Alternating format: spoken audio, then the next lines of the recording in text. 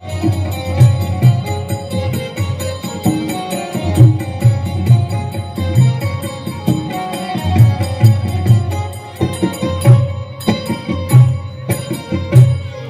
पवन कुमार बल बुद्धि विद्या देहु मोहि हरहु कली सविता। जय हनुमान ज्ञान गुण सागर जय कपीस तिहु लोक विराज। राम दूत गपुलित बल धामा अंजन पुत्र पवन सुत नाम। महावीर विक्रम बजरंगी कुमति निवारण सुमति के संग। कंचन बरन विराज सुवेशा कानन कुंडल कुंचित केत। वज्रवरदजा विराजे आंध भूज जनेऊ साज। शंकर सुवन केसरी नंदन तेज प्रताप महाजगदम्ब। विद्यावान गुणी अति चातुर राम काज करबे को आन। प्रभु चरित्र सुनबे को रसिया राम लखन सीता मन बस। सूक्ष्म रूप धरि सियहि दिखावा विकट रूप धरि लंक जरावा। भीम रूप धरि असुर संहारे रामचंद्र के काज। संजीवन लखन जियाए श्री रघुवीर हर शिवर लाए। रघुपति कीन्ही बहुत बड़ाई तुम मम प्रिय भरत सम। सहस बदन तुम यश गावे यश के श्रीपति कंठ लगावे। सनकादिक ब्रह्मादि मुनीसा नारद सारद सहित यही।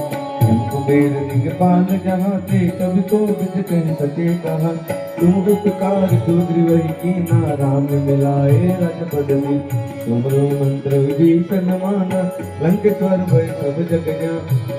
सहस्र योजन पर भानु लील्योता मधुर फल।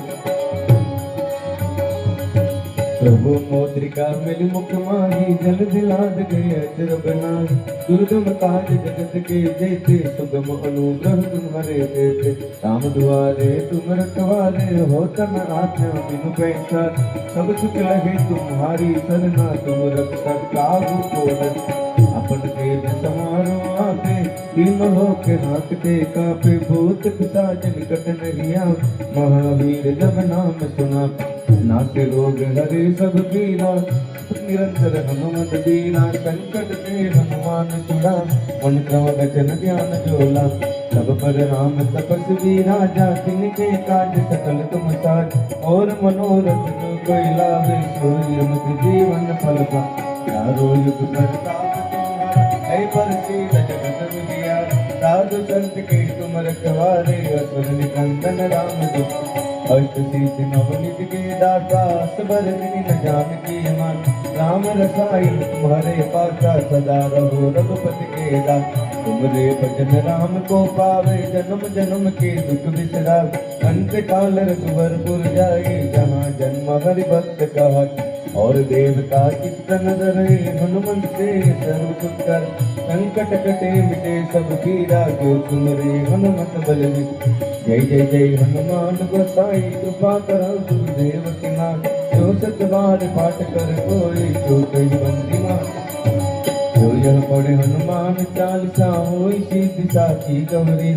तुलसीदास सदा हरि के राखी जय नाथ हृदय महादेव। पवन तनय संकट हरन मंगल मूर्ति रूप। राम लखन सीता सहित सदैव बसु।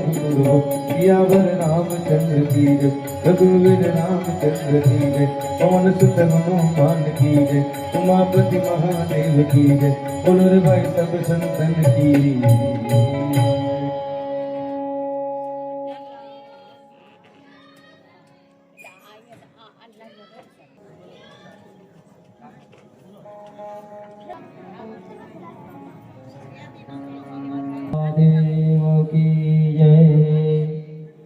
શ્રી કીર્તિભાઈ શાસ્ત્રીજીને આપણે વિનંતી કરીએ કે કથા દિવસની કથાનો પ્રારંભ કરે.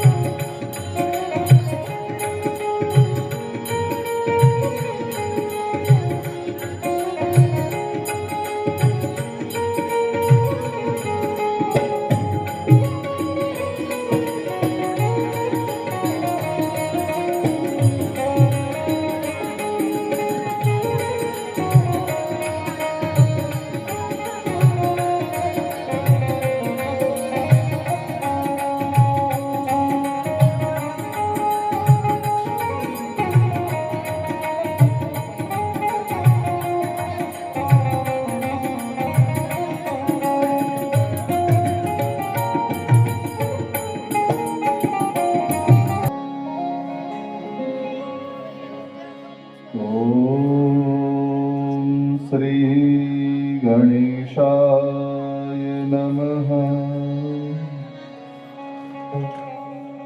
ॐ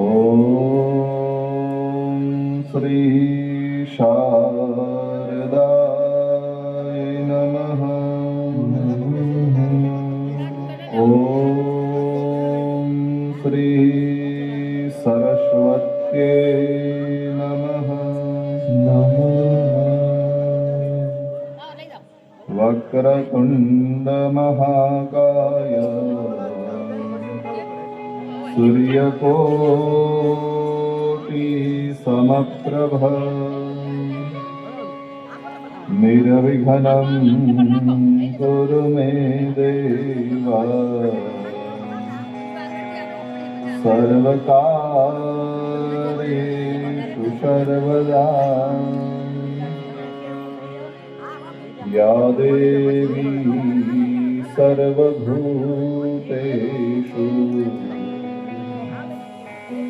शान्तिरूपेण संस्थिता। नमस्तस्यै नमस्तस्यै नमस्तस्यै नमो नमः। श्रीकृष्णाय वासुदेवाय हरये परमात्मने प्रणतः क्लेशनाशाय गोविन्दाय नमो नमः। राम रामेति रामेति रमे राम मनोरमे सहस्रनाम तत्तुल्य राम नाम वरानने। मनोजवं मारुततुल्यवेगं जितेन्द्रियं बुद्धिमता वरिष्ठं वातात्मजनवा नरयूथमुख्यं श्रीरामदूतं शरणं प्रपद्ये।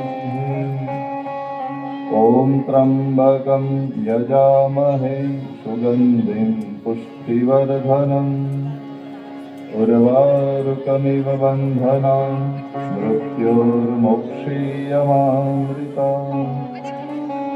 मृत्युञ्जय महादेव त्राहि मां शरणागत। जन्म मृत्यु जरा व्याधि पीडितं कर्मबन्धने।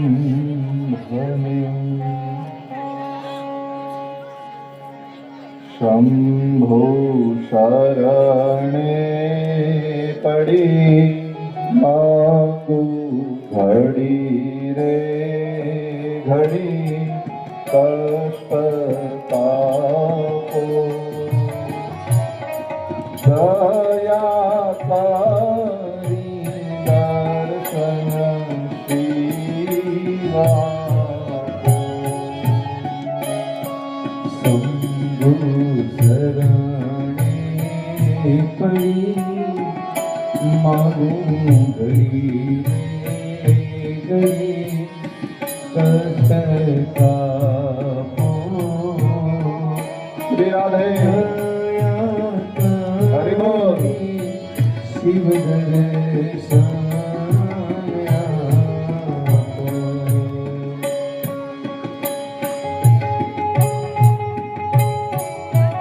जय कोटेश्वर हर हर महादेव।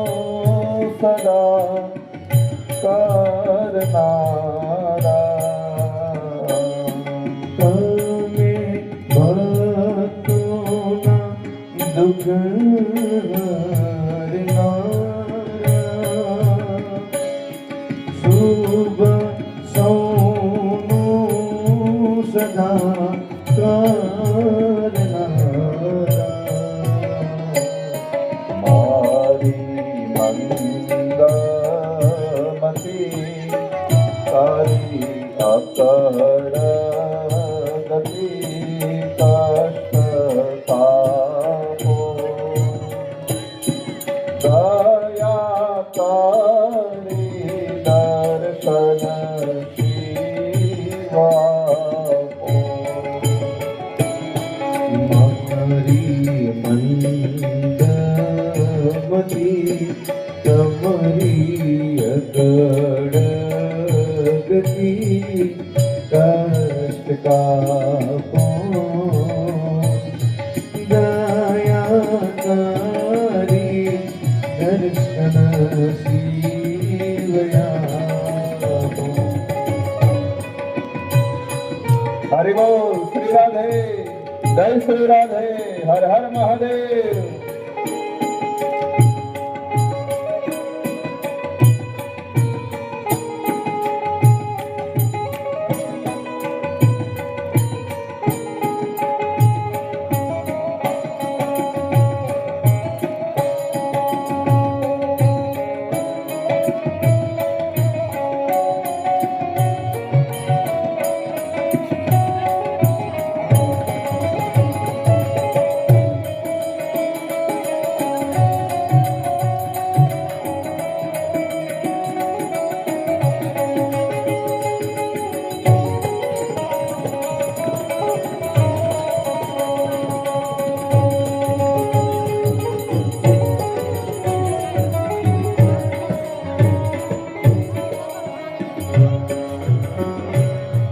અંગે ભસ્મ શ્મશાન નિચોડે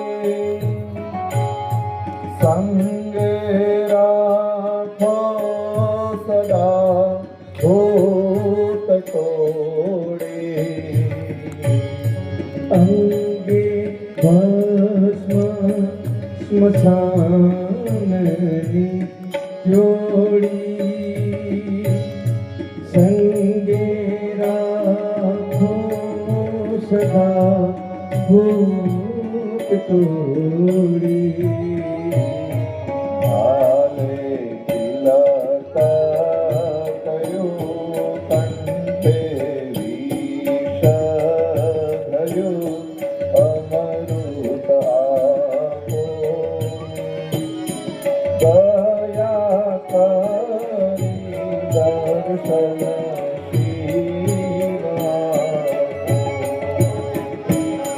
સંતો શરણે પડી માગું ભરી રે ઘણી કષ્ટ કાપો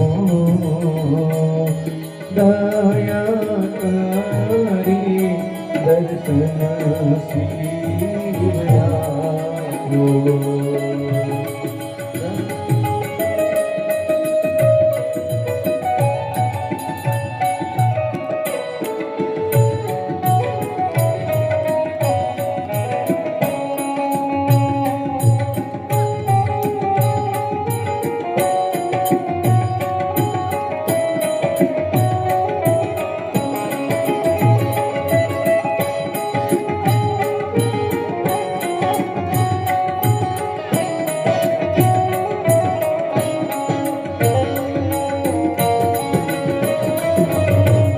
श्री राधे हरि बोल हर हर महादेव जय कोटेश्वर जय रामेश्वर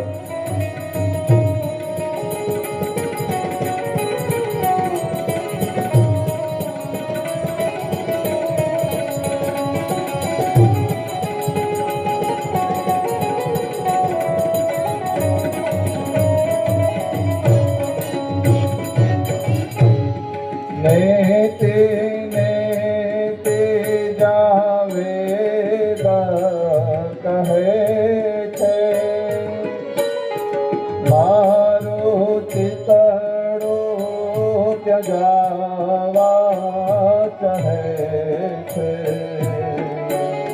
નીતિ નીતિ જં વેદ કહે છે મારું વિતેડો ત્યાં જાવા કહે છે સારા જગમાં તું વાસુતારામ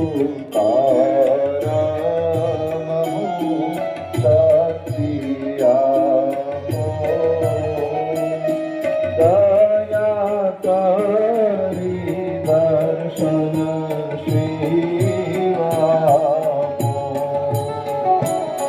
શંભુ શરણે પડી મારું ઘડી કષ્ટ આપો દયા કરી શિવ દર્શન આપો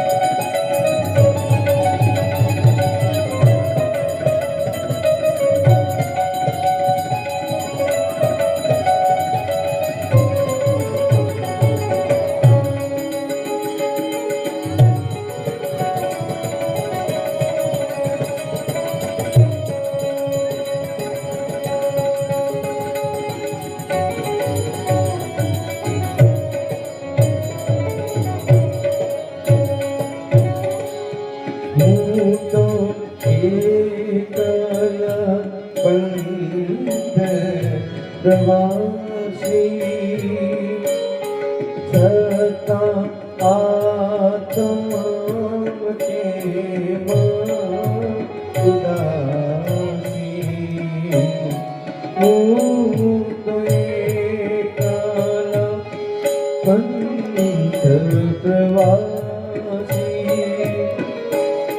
છતાં આત્મ કેમાં ઉદાસી ભાગ્યો મતી રે મતી કારણ ઘડે તો નથી સમજણા હો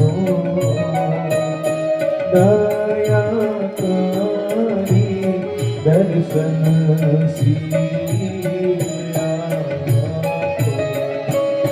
શંભુ શરણે પડી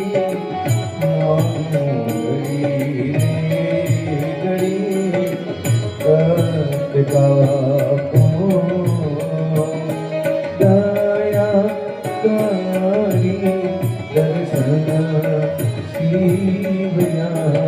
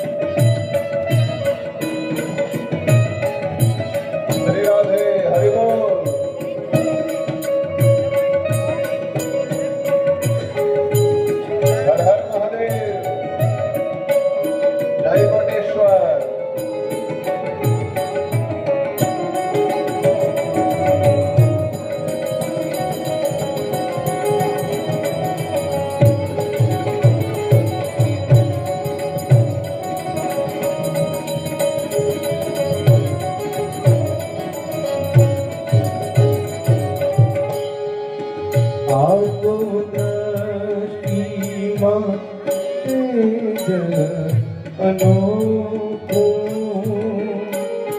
સારી સૃષ્ટિમાં શિવરૂપ દેખો. આપો દ્રષ્ટિમાં તેજ અનોખું, સારી સૃષ્ટિમાં શિવરૂપ દેખો. મારા દિલમાં વસો હૈયે આવી શક્તિ આપો.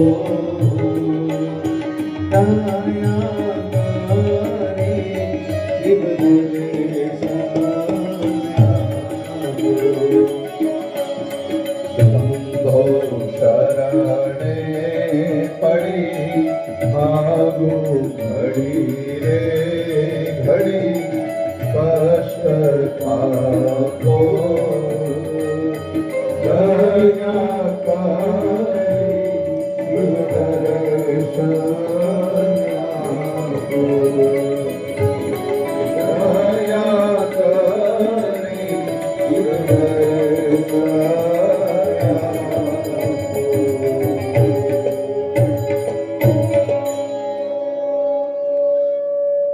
बोलिए श्री गणपति गजानंद महाराज अम्बे भवानी मात की जय. कृष्ण कन्हैया लाल की जय. रामचंद्र भगवान की जय. हनुमान जी महाराज की जय. सदगुरु देव की जय. अपने अपने माता पिता की जय. सनातन धर्म की जय. कोटेश्वर महादेव की जय. पादर देवी मात की जय. ब्रह्मदेव बापा की जय. ओम नमः पार्वती पतये हर हर महादेव.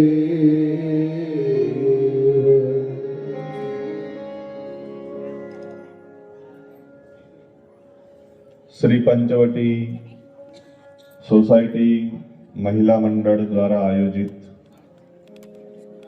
ગૌદાન તેમજ ધર્માદા નિમિત્તે શ્રી શિવ મહાપુરાણના ચોથા દિવસે આપ સર્વે પધારેલા ભાવિક ભક્તોનું હાર્દિક સ્વાગત છે. મહારાજ શ્રીનું સ્વાગત છે. અહીંયા સંગીતવાળા છે એમનું સ્વાગત છે, માઇકવાળા છે એમનું બી સ્વાગત છે. આપ સૌના હૃદયમાં બિરાજેલા પરમ કૃપાળુ પરમાત્માને મારા કોટી કોટી વંદન. આપ સૌને મારા ઓમ શાંબ સદા શિવાય નમઃ. બિનવાડાથી પણ અમુક આવ્યા છે, એમનું પણ સન્માન છે, સ્વાગત છે. ભગવાન શિવ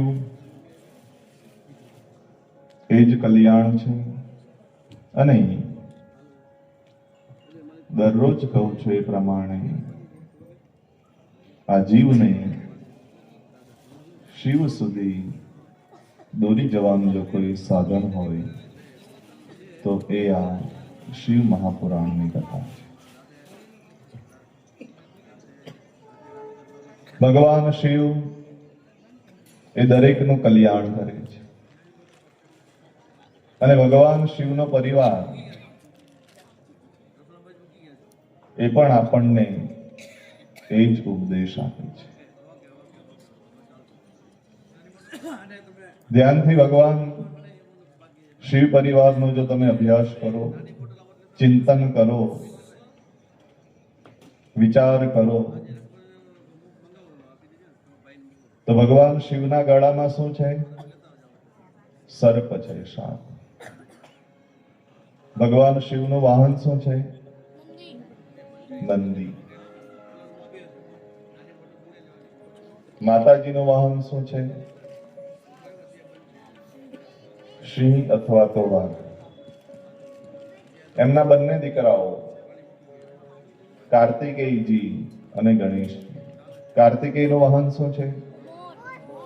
મોર, મયુર.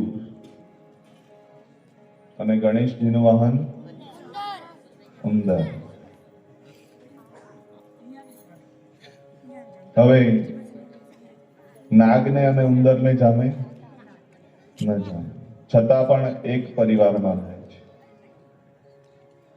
મોરને અને નાગને જામે ન જામે, છતાં પણ એક પરિવારમાં રહે છે. નંદીને અને સિંહને જામે ન જામે, છતાં પણ એક પરિવારની અંદર. ભગવાન શિવનો પરિવાર એ આપણને એ જ ઉપદેશ આપે છે કે આપણા પરિવારમાં પણ ભાઈ કંઈ જુદું વિચારતો હોય, પપ્પા કંઈ જુદું વિચારતા હોય, મમ્મી કંઈ જુદું વિચારતી હોય, સાસુ કંઈ જુદું વિચારતા હોય, સસરા કંઈ જુદું વિચારતા હોય, તો પણ આખા પરિવારને કેમ એક રાખવો, એના સંસ્કાર પણ આપણને શિવ પરિવારનું દર્શન કરાવે.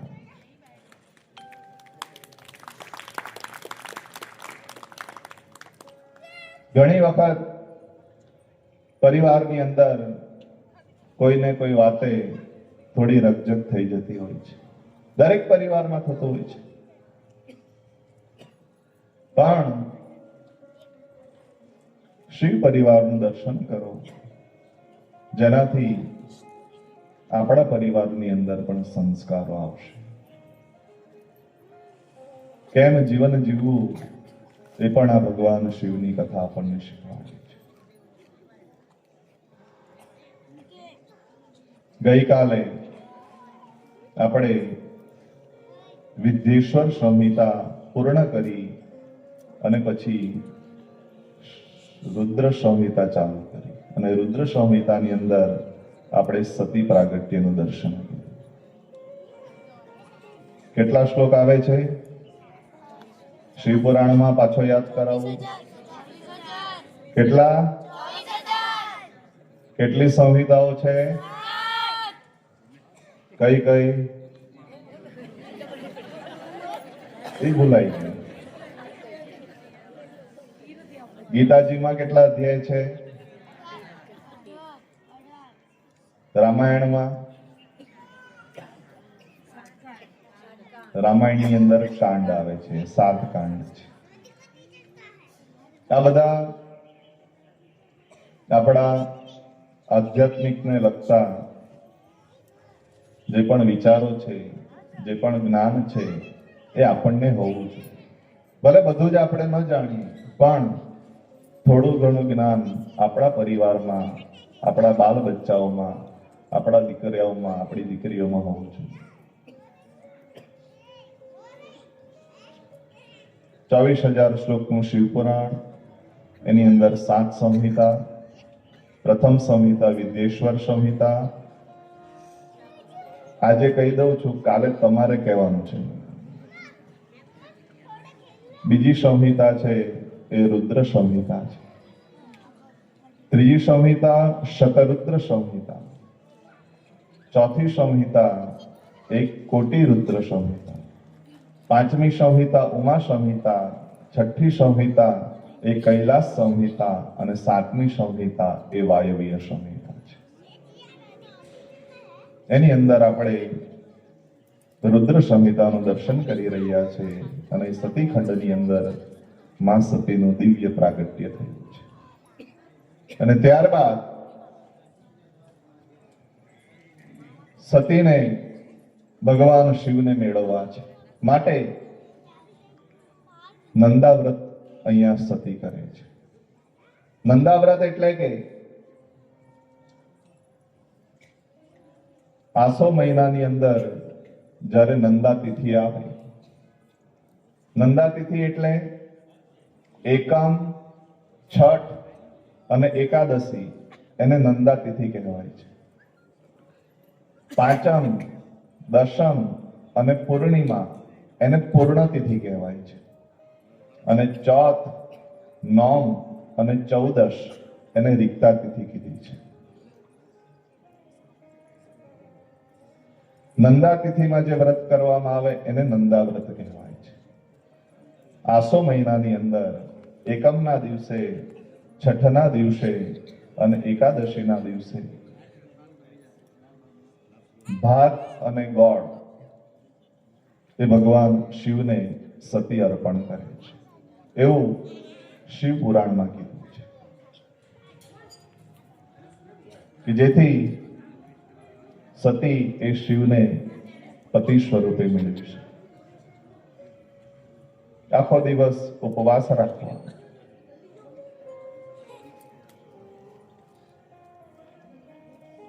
ઉપવાસનો ખૂબ મહિમા આપણા ધર્મની અંદર, આપણા શાસ્ત્રની અંદર બતાવવામાં આવ્યો છે. વાર તહેવારે માણસે ઉપવાસ કરવા જોઈએ, કારણ કે ભગવાનની પૂજા એ 3 રીતે થાય છે: કાયિક, વાચિક અને માનસિક. કાયિક પૂજા એટલે આપણે કાયાથી જે પૂજા કરીએ, ભગવાનના માટે કોઈ વ્રત રાખીએ, ભૂખ્યા રહીએ, ભગવાનનું નામ સ્મરણ કરીએ, એને કાયિક પૂજા કીધી છે.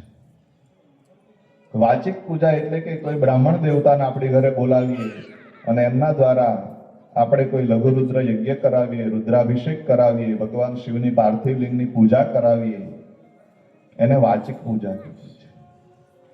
અને માનસિક પૂજા, કદાચ કોઈ મોટી તકલીફમાં આવી ગયા હોય અને મનથી ભગવાનને યાદ કરીએ કે ભગવાન આમાંથી તું ઉગારી લે, તારો ઉપકાર ક્યારેય નહીં ભૂલું, એમ મનથી ભગવાનને યાદ કરવામાં આવે એને માનસિક પૂજા. તો સતી શિવને પ્રસન્ન કરવા માટે નંદા વ્રત કરે છે. અને ચૈત્ર મહિનાની સુદ 14ના દિવસે શિવજી પ્રસન્ન થાય છે અને અહીંયા શિવ અને સતીનું લગ્ન થાય છે. આજે જે આપણે વિવાહ ઉત્સવ કરવાનો છે, શિવ અને પાર્વતીનો વિવાહ ઉત્સવ કરવાનો છે, પણ અહીંયા સતી પ્રાગટ્ય થાય અને પછી નંદા વ્રત કરવાથી શિવ અને સતીનું લગ્ન થાય છે. પછી સતી યજ્ઞમાં હોમાઈ જશે, કથા આવશે, પછી પાર્વતીનું પ્રાગટ્ય થશે અને પછી શિવ અને પાર્વતીનો વિવાહ અહીંયા રંગેચંગે ઉજવવામાં આવશે.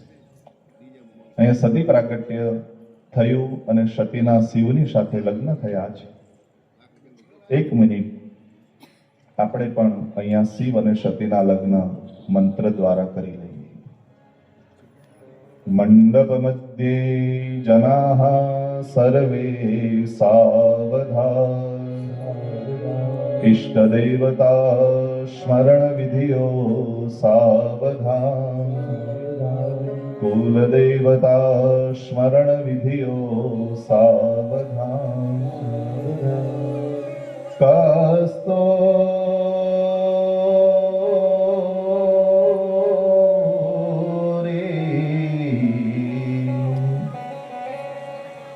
તિલકં લલાટ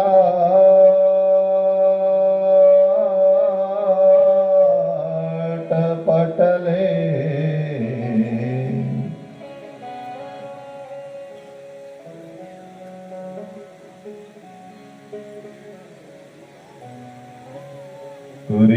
कुर्यात् सदा मङ्गलं, कुर्यात् सदा मङ्गलं. शुभ मुहूर्तो न शुभ लग्नं सावधान, ग्रीवा सुतर सावधान. अक्षते समय वर्तते एकनो समय सावधान. તદેવ લગ્નમ સુદિનમ તદેવ તારાબલમ ચંદ્રબલમ તદેવ વિદ્યાબલમ દેવબલમ તદેવં લક્ષ્મીપતે તેન્દ્રિયં સ્મરામિ શંભોર્તન શુભલગ્નં સાવધાન.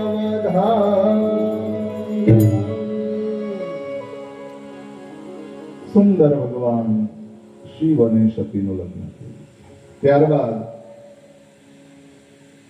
સતી ભગવાન શિવની સાથે મંદરાચલ પર્વત છોડી અને કૈલાશ પર્વતની પર રહેવા માટે જાય છે.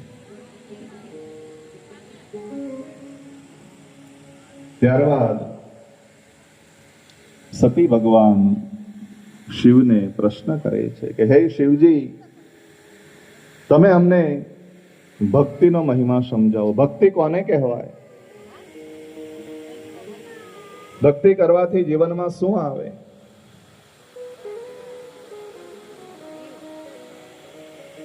અને ભગવાન શિવજી સતીને ભક્તિનો મહિમા કહે છે. અને રામાયણની અંદર તુલસીદાસ પણ લખે છે, પ્રથમ ભક્તિ સંતન કર સંગા દોષરી રતિ મમ કથા પ્રસંગા. પ્રથમ ભક્તિ સંતન કર સંગા દોષરી રતિ મમ કથા પ્રસંગા. ગુરુપદ પંકજ સેવા તીસરી ભક્તિ અમાન ચોથી ભક્તિ ભંગન કરે કપટ તજવા. મંત્ર જાપ દઢ વિશ્વાસા પંચમ ભજન વેદ પ્રકાશા. સટગમ શિલ વિધિ બહુ કલેમાં નિરત નિરંતર સજ્જન ગણમાં. સાતમ સમામોહિ ભય જગદીશા મોતે સંત અધિક કરીલેખા. આઠમ જતા લાભ સંતોષા સપને નહીં દિખહી પરદશા. નવમ શરણ સબ સત્સંગીના મમ ભરોસા રસન દીના. નવમ એક હોય નારી પુરુષ સચરાચર કોઈ. નમ દર્શન પર પરમ અનુપ જીવ પાઈ નિજ સહજ સ્વરૂપ. સગુણ ઉપાસક પરહિત નિરત ઇતિ ગગને તે નર પ્રાણ સમાન જિનકે વિજપત પ્રેમ. શ્રી રામ જય રામ જય જય રામ. શ્રી રામ જય રામ જય જય રામ. શ્રી રામ જય રામ જય જય રામ. શ્રી રામ જય રામ જય જય રામ. પ્રથમ ભક્તિ સંતન કર સંગા. પ્રથમ ભક્તિ સંતન કર સંગા. પ્રથમ ભક્તિ સંતન કર સંગા. પ્રથમ ભક્તિ સંતન કર સંગા દૂસરી ભક્તિ મમ કથા પ્રસંગા. નવડા ભક્તિનો ઉલ્લેખ અહીં કરવામાં આવ્યો છે. જ્યારે શબરી 8 વર્ષની હોય છે અને એ સમયે જ્યારે એના પિતાજી એના લગ્ન કરવાનું નક્કી કરે છે અને એ સમયે લગ્નની તૈયારીઓ થતી હોય છે. એના પિતાજી ભોજનની વ્યવસ્થા કરવા માટે પશુ બલિ આપવાનું નક્કી કરે છે અને એ સમયે શબરી વિચાર કરે કે મારા લગ્નમાં આટલા જાનવરોનો ભોગ લેવાશે, આટલા બધા જાનવરોને મારવામાં આવશે. જો મારા લગ્નની અંદર આટલા બધા જાનવરોનો ભોગ લેવાનો હોય તો મારે લગ્ન નથી કરવું. આવો વિચાર કરી શબરી પોતાના પિતાજીનું ઘર છોડી દે છે. શબર રાજાની દીકરી એટલે એનું નામ શબરી છે.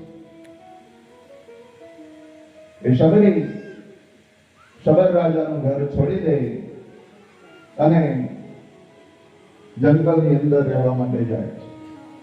અને ત્યાં મતંગ ઋષિનો આશ્રમ હોય છે. એ આશ્રમની રોજ સાફ સફાઈ કરે, સેવા કરે, રોજ એ આશ્રમનું આંગણું ચોખ્ખું કરી નાખે.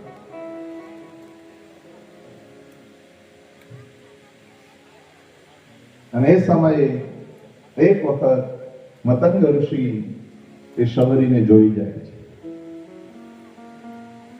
શબરીની ઉપર ખૂબ રાજી થાય છે મતંગ ઋષિ અને કહે છે કે હે શબરી, તું એ રોજ અહીંયા સેવા કરી છે, આંગણું સાફ કર્યું છે, તારી પર હું ખૂબ પ્રસન્ન છું અને તને આશીર્વાદ આપી દઉં છું કે તારી ઘરે એકવાર ભગવાન આવશે.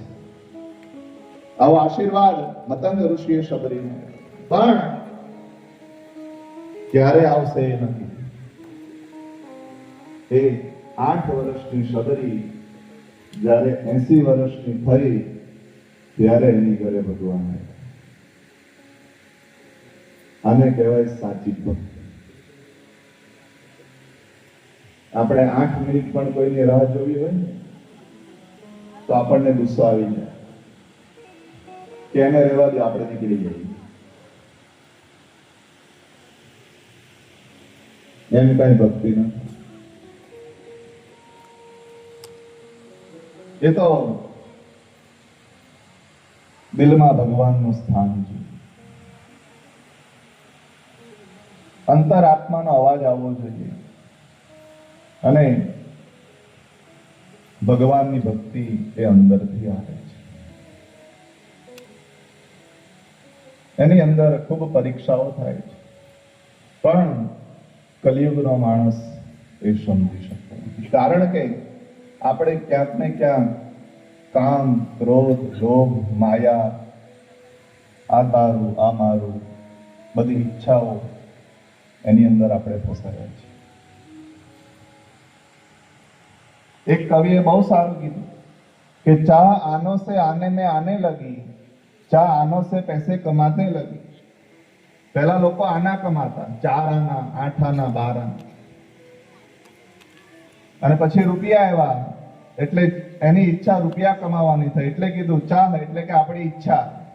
ચાહ આનો સે આને में आने लगी, चाह आनो से पैसे में जाने लगी, चाह पैसों से कोठी बनाती रही. પૈસા આવી જાય એટલે માણસ શું કરે? પહેલા નવું ઘર બનાવી નાખે.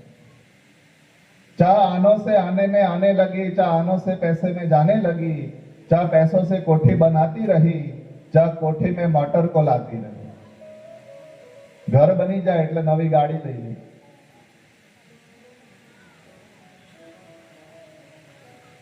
ચાહ કોઠી में मोटर को लाती रही અને પછી કીધું છે ચાહ મોટર કો હોટલ લઈ જાતી. ઘર બની જાય, નવી ગાડી આવી જાય એટલે પછી શનિ રવિ ઘરે જમવાનું ન બને. જમવા ક્યાં જાય? હોટલ. चाह आनो से आने में आने लगी, चाह आनो से पैसे में जाने लगी, चाह पैसों से कोठी बनाती रही, चाह कोठी में मोटर को लाती रही, और चाह मोटर को होटल ले जाती रही, और चाह होटल में बोतल खुलाती रही. અને ત્યાં જઈને આપણે દૂધ ન માંગીએ તો દમણ જાય એને ખબર હોય.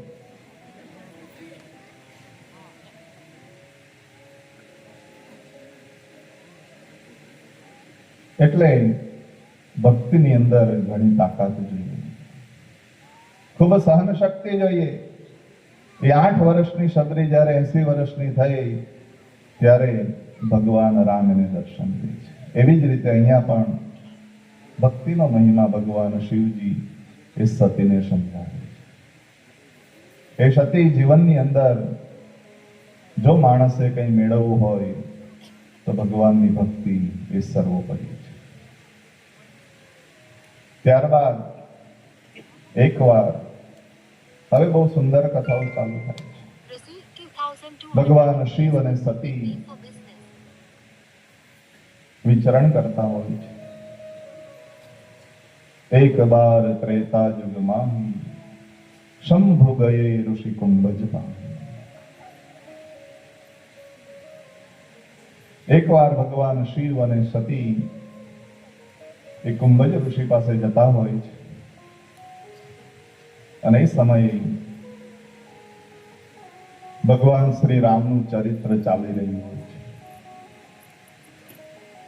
રામચરિત્રની અંદર ભગવાન શ્રી રામ એ સીતાના વિયોગમાં હોય છે અને હે સીતે કરતા કરતા જંગલમાં ફરતા હોય છે. સાથે લક્ષ્મણ પણ હોય છે.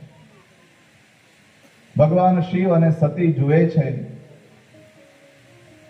એટલે સતી કહે છે શિવજીને કે હે શિવજી, આ કોણ છે જે પત્ની વેરામાં આમ તેમ ભટકે છે? અને એ સમયે શિવજીએ કીધું છે કે હે સતી, આ તો સ્વયં ભગવાન શ્રી રામ છે. રામ લીલા કરી રહ્યા છે અને લીલા કરવા માટે એ સીતાને શોધે છે, માટે સીતે એવું કહે છે. અહીંયા સતીને શંકા પડી છે. સતી કહે છે કે હે ભગવાન, જો આ પરબ્રહ્મ પરમાત્મા હોય તો સ્ત્રી વિયોગમાં આમ તેમ થોડા ભટકે.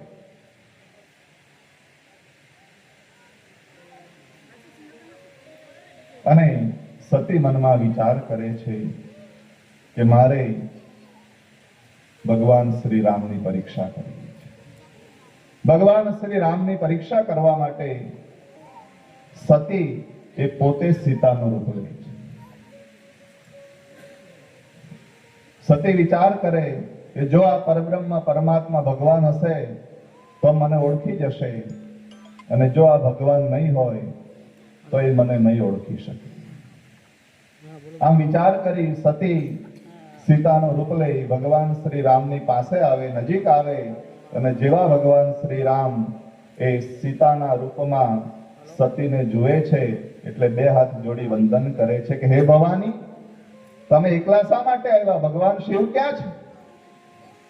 અને જ્યાં આવું ભગવાન શ્રી રામે કીધું છે એટલે સતી અહીંયા પહોંચા પડ્યા છે.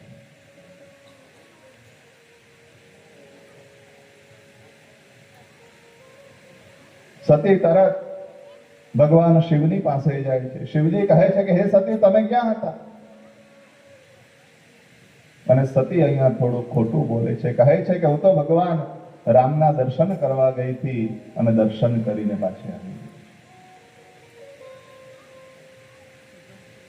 પણ ભગવાન શિવજીએ ધ્યાનની અંદર બધું જોઈ લીધું છે કે આ તો સતી એ સીતાનું રૂપ લઈ અને રામની પરીક્ષા કરી છે.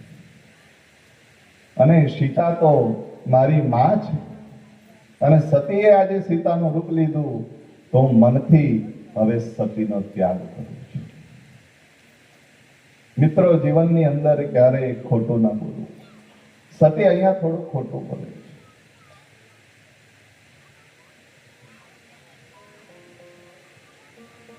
અસત્ય વચન એ માણસને જીવનમાં ખૂબ હેરાન કરે છે. એક પતિ પત્ની ટ્રેનમાં મુસાફરી કરતા હોય, એમાં પેલી પત્ની એના પતિને કહે કે વર્ષોથી મારી એક ઈચ્છા છે. પેલો પતિ કે બોલ, તારી જે પણ ઈચ્છા હોય. પેલી કે એમ નહીં, તમે મને પ્રોમિસ કરો કે પાક્કું તમે મારી ઈચ્છા પૂરી કરશો. પતિએ કીધું કે હા બોલ, જે પણ તારી ઈચ્છા હશે બધી ઈચ્છાઓ પૂર્ણ કરીશ. અને એ સમયે પેલી પત્નીએ કીધું છે કે વર્ષોથી મારી એક ઈચ્છા છે કે મારે આ ટ્રેનની ચેન ખેંચવી છે. પેલાએ કીધું ગાંડી થઈ ગઈ, ટ્રેનની ચેન થોડી ખેંચાય? જો તો ખરી, 1000 રૂપિયા દંડ લખ્યો છે. ત્યારે પેલી પત્નીએ કીધું કે વર્ષોથી તમે જે મને શાકભાજી લેવા પૈસા આપતા હતા એમાંથી મેં 1000 રૂપિયા બચાવ્યા છે, એટલે 1000 રૂપિયા મારી પાસે છે.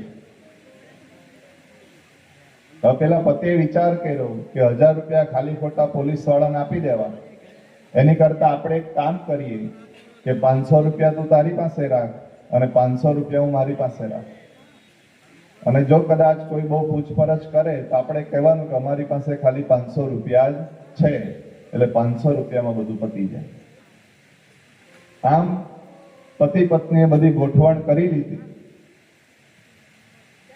અને પતિએ એની પત્નીને કીધું કે હવે તું ટ્રેનની ચેન ખેંચ, અને પેલી તો જેમ ઓલિમ્પિકનો કૂદવા વાળો કૂદે એવી રીતે કૂદી અને ટ્રેનની ચેન ખેંચી. જેવી ટ્રેનની ચેન ખેંચી એટલે ટ્રેન ઊભી રહી ગઈ, એકદમ સ્ટોપ થઈ ગઈ. બધા પૂછપરછ કરવા માંડ્યા, શું થયું, કોણે ટ્રેનની ચેન ખેંચી, શા માટે ખેંચી?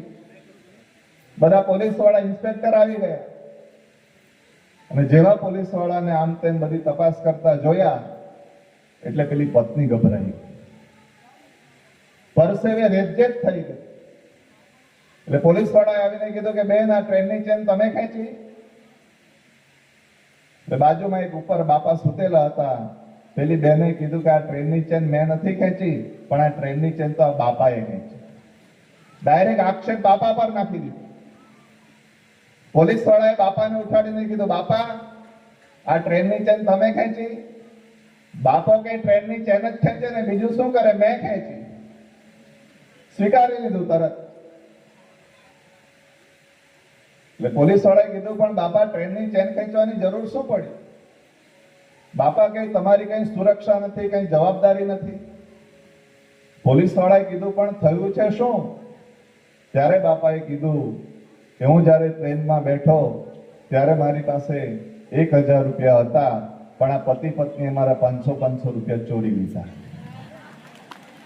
એટલે પછી પોલીસ વાળાએ બંને પાસેથી 500 રૂપિયા કઢાવ્યા, 1000 રૂપિયા બાપાને અપાવ્યા. આગલા સ્ટેશને બાપાને ઉતરવાનું હતું, એટલે બાપા ઉતરતા ઉતરતા પેલા પતિ પત્નીને કહેતા ગયા કે ભગવાન તમારી ઈચ્છા આમને આમ પૂરી કરતા. ખોટું બોલો તો ભોગવવું પડે. આપણા કોન્સ્ટિટ્યુશનમાં પણ એમ લખ્યું છે કે સત્યમેવ જયતે. હંમેશા સત્યનો જ વિજય થાય છે. અને હિન્દીમાં પણ એક સુંદર કહેવત છે કે સત્ય પરેશાન हो सकता है लेकिन सत्य कभी पराजित नहीं हो सकता. सत्य ક્યારેય નથી હારતો મિત્રો. પણ આ સતી અસત્યનો સહારો લે છે. શિવજી એ મનથી અહીંયા સતીનો ત્યાગ કરે છે. અને એવામાં એક વખત પ્રયાગરાજની અંદર દિવ્ય બધા ઋષિ મુનિઓનું સંતોનું મિલન હોય છે, અને એમાં ભગવાન શિવ પણ હોય છે. શિવ ધ્યાન મુદ્રામાં હોય છે, ધ્યાન કરી રહ્યા હોય છે, અને દક્ષ મહારાજ પણ ત્યાં પધારે છે. દક્ષ મહારાજ પધારે છે. બધા સંતો મહંતો મુનિઓ દક્ષ મહારાજનું સન્માન કરે છે, પણ ભગવાન શિવ એ ધ્યાન મુદ્રામાં હોય છે, ધ્યાન કરી રહ્યા હોય છે, એટલે શિવને ખબર ન પડી કે દક્ષ મહારાજ આવ્યા છે. એટલે ભગવાન શિવ ધ્યાનમાં હતા અને દક્ષનું સન્માન ન કરી શક્યા, એટલે અહીં દક્ષ મહારાજને ગુસ્સો આવે છે. દક્ષ મહારાજ મનની અંદર ખોટા વિચાર કરે છે કે બધા ઉભા થયા, બધાએ આવકારો આપ્યો, પણ આ શિવ મારો જમાય એ મારી સામે કઈ બોલ્યા પણ નહીં. એટલે મનની અંદર એને ગાંઠ મારી દીધી છે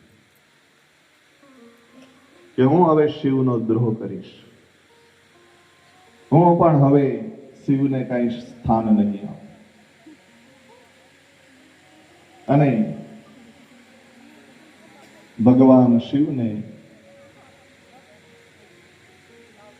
દક્ષ મહારાજ સાથે અહીંયા થોડું વેર બંધાયું છે. અને દક્ષ મહારાજ એ બદલો લેવા માટે હરિદ્વારની બાજુમાં કનખલની અંદર એક યજ્ઞનું આયોજન કરે છે.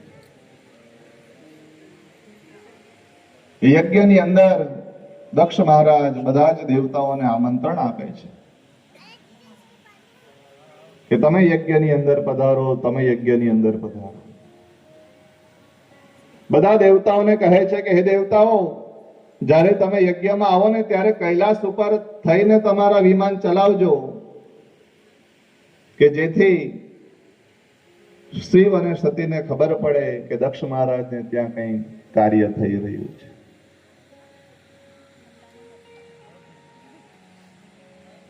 બધા જ દેવતાઓ કૈલાસની ઉપરથી વિમાન લઈ અને યજ્ઞની અંદર જતા હોય છે.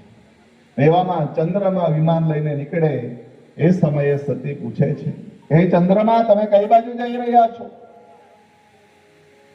અને ત્યારે ચંદ્રમાએ કીધું કે દક્ષ મહારાજે સુંદર યજ્ઞનું આયોજન કર્યું છે અને એની અંદર અમને બધાને આમંત્રણ આપ્યું છે, માટે અમે યજ્ઞની અંદર જઈ રહ્યા છીએ.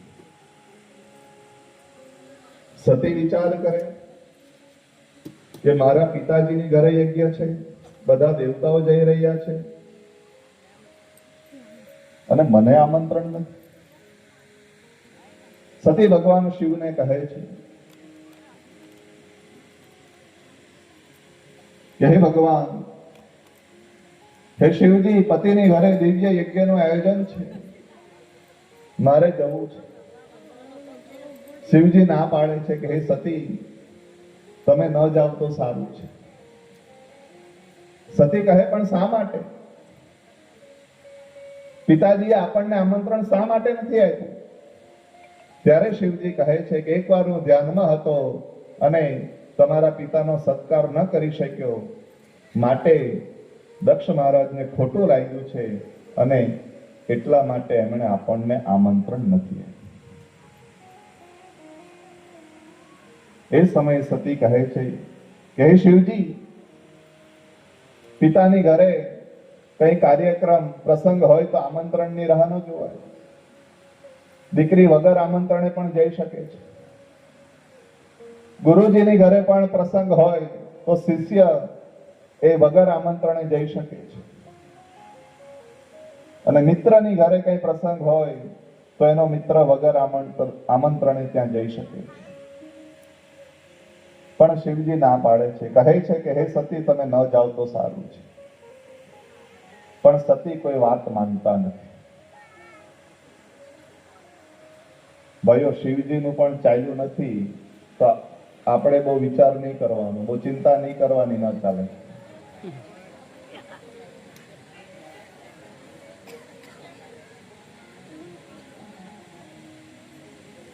એક પત્નીને પિયર જવું એટલે એનો પતિ એને સ્ટેશને મૂકવા માટે આવ્યો. 15 દિવસ પેલી પત્ની પિયર જવાની હતી, પણ પતિ પત્ની વચ્ચે બહુ પ્રેમ હતો એટલે પેલા પતિને ગમતું નહોતું કે આ 15 દિવસ મને છોડીને જાય છે, તો 15 દિવસ મને કોણ ખવડાવશે, હું શું કરીશ? એટલે પેલો પતિ આમ રોવા જેવો થઈ ગયો. એટલે સ્ટેશન પર બેસીને રડતો હતો. બાજુમાં જ એક બીજો ભાઈ બેઠો હતો, એ પણ રડવા માંડ્યો. એટલે પેલા પતિએ કીધું કે ભાઈ, મારી પત્ની તો આ ટ્રેન આવે એમાં જઈ રહી છે અને મને એની વગર ગમતું નથી, માટે હું રડું છું.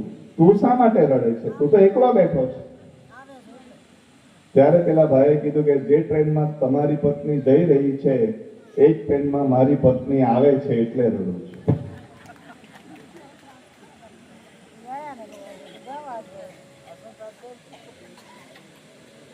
પરમ દિવસે જ કીધું હતું કે પતિ પત્નીનો સંબંધ, દાંપત્ય જીવન એ તો સમજદારી પૂર્વકનું હોવું જોઈએ.